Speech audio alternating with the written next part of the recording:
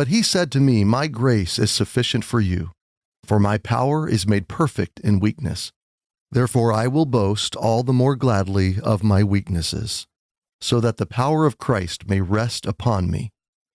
For the sake of Christ, then, I am content with weaknesses. For when I am weak, then I am strong." 2 Corinthians 12:9-10. It was pitch black. I was wide awake in bed at 2 a.m., staring at the ceiling. My wife Dana slept peacefully beside me, but there was no peace for me, just turmoil.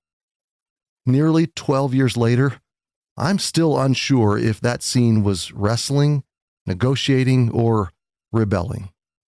God and I were having an ongoing conversation, but I was not being cooperative. Fear dominated my mind, and relevant excuses were abundant. I was trying to convince God that he was in error. Absurd, yes, I know. That he shouldn't call me to a senior pastorate, and that I was the wrong guy for the job. But I was looking for any excuse to give me an out. Admittedly, there is nothing wrong with aspiring to be a senior pastor, as we see in 1 Timothy 3:1. But it wasn't something I desired. First, I didn't believe I had the senior leader gift mix. Second, I had never sensed that particular call. Third, I was sure of my fit as a support man, sort of like Joshua to Moses. Gulp.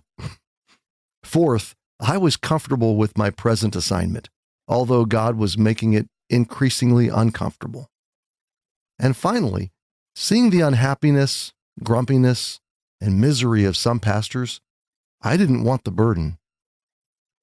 I feared losing the joy of ministry.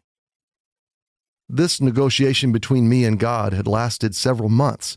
He was pursuing my heart, and his word was specifically convicting.